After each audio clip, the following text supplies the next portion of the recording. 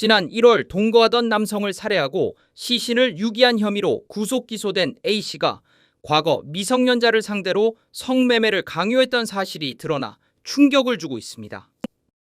A씨는 지난 2014년 아동 청소년 성보호에 관한 법률 위반 등 13가지 혐의로 징역 5년 6개월을 선고받았는데 당시 그는 가출 중이던 여중생에게 숙식을 제공하며 약 150회에 걸쳐 성매매를 강요한 것으로 조사됐습니다.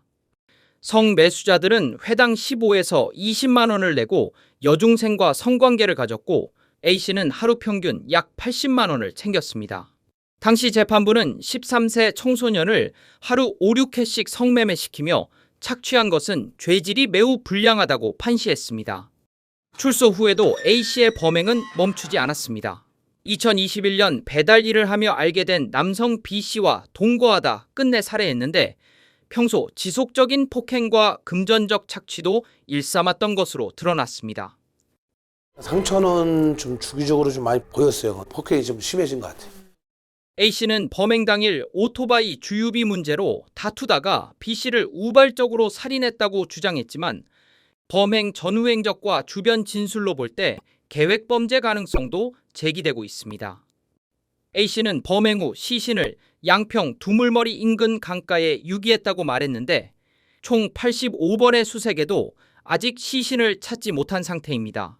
B씨가 숨지기 전까지 한 집에 살았던 A씨의 어머니를 찾아가 당시 상황을 묻자 격앙된 반응만 돌아왔습니다. 아드님이 사람을 죽였잖아요. 죽였으니까 어떡하라고요? 그 시신을 못 찾고 있잖아요. 그 어떡하라고요? 그 어디 있는지 모르세요? 모르니까 이러고 있죠. 그만하라고요, 제발. 왜 그래요, 왜?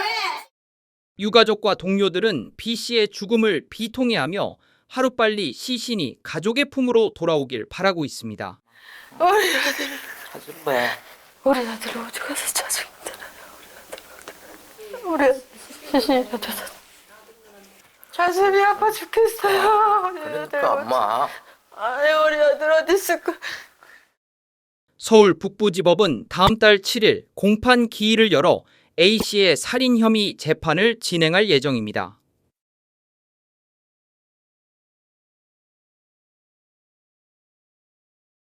동네 사람들은 다 난리지. 딸 불쌍하다고. 딸이 그렇게 착했는데 사람들이 죽인 애만 불쌍하다고 그런 거지. 조카의 손과 발을 결박한 뒤 숯불 열기를 가해 숨지게 한 80대 무속인이 항소심에서 대폭 감형돼 논란이 일고 있습니다. 서울고법 인천원의 재판부 형사일부는 그제 살인 혐의로 기소된 무속인 A씨에 대해 1심의 무기징역을 파기하고 징역 7년을 선고했습니다.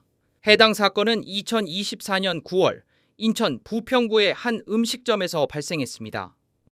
무속인 A씨는 조카인 30대 여성에게 악귀를 제거해야 한다며 자신의 신도들과 함께 철제 구조물을 설치했고 피해자를 그 위에 결박해 약 3시간 동안 숯불 열기에 노출시켜 사망에 이르게 했습니다. 악기가 씌어서 그거를 퇴치하기 위해서는 이제 뭐 이런 의식을 해야 되겠다. 아, 그럼 실제로 뭐 정신병력이나 이런 게 있었나요? 아니 그런 건 확인 안 됐어. 멀쩡한 여성의 악귀가 씌었다며 가스라이팅을 하고 숯불로 불고문을 한 건데 피해자가 의식을 잃고 쓰러지자 화상 입은 환부에 생고기를 갖다 대는 기행까지 벌였습니다. 피해자는 병원으로 이송됐으나 이튿날 화상으로 인한 다발성 장기부전으로 사망했습니다. 이런 형태의 살인사건은 처음 봅니다. 상당히 특이하고 하여튼 그 수법은 아주 잔혹하게 이루 말할 데 없는 이런 사건이라서 제일 무거운 극단적인 인명경시 살인, 가장 죄질이 무거운 그런 유형의 살인사건이다. 당시 사건 현장에 있었던 피해자의 친오빠에게 상황을 듣기 위해 찾아갔지만 돌아온 건 욕설과 위협뿐이었습니다. 뭐 해준다 가시라고. 그럼 동생분은 가시라고요. 말하기 싫다고요 지금. 동생은요 그럼? 지금 무슨 말을 듣고 싶으세요? 이런 끔찍한 살인 정황이 드러났음에도 항소심 재판부는 살해의 고의를 단정하기 어렵다며 원심 무기징역 판결을 파기했습니다. 범행의 모든 과정이 CCTV에 촬영됐음에도 가해자가 이를 은폐하지 않았고 이후 심폐소생술을 시도하고 119에 신고한 점 등을 고려할 때 계획적 살인으로 보기 어렵다고 판단한 겁니다. 함께 기소된 신도들과 친오빠 등 공범 6명도 1심에서 징역 10년에서 25년을 선고받았지만 항소심에서 모두 집행유예로 감형됐습니다.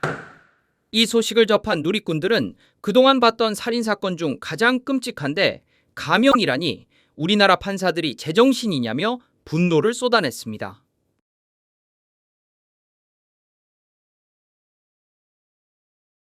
데이트를 잘 쓰고 있다는 것 자체가 좀 충격적이었어요.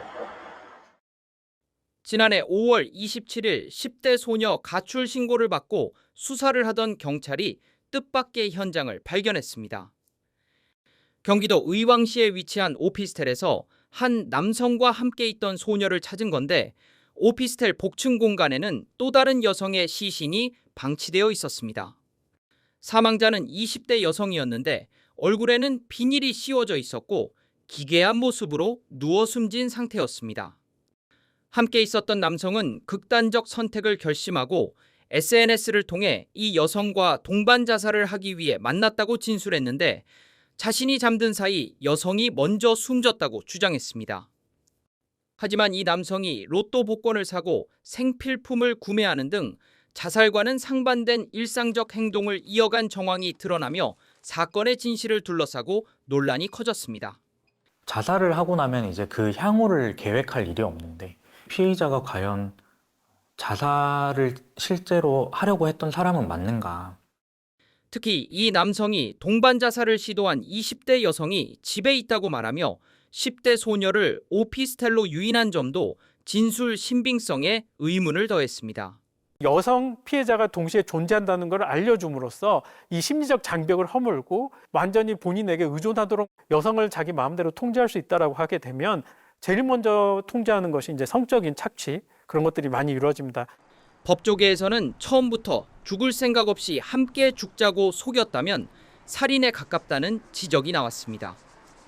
하지만 1심과 항소심 재판부는 이를 입증할 결정적 증거가 부족하다고 판단했고 결국 이 남성은 자살 방조 등의 혐의로 1심에서 징역 3년, 항소심에서 실종 아동보호법 위반이 추가로 인정돼 징역 4년을 선고받았습니다. 사건을 접한 누리꾼들은 누가 봐도 성착취 살인범인데 징역 4년뿐이라니 요즘 세상이 너무 이상하고 무섭다는 등의 반응을 보이며 엄중한 처벌을 요구하는 목소리를 높였습니다. 전문가들은 이번 사건을 계기로 SNS를 통한 자살 유인과 심리적 지배 행위에 대한 더 강력한 처벌 기준이 필요하다고 지적하고 있습니다.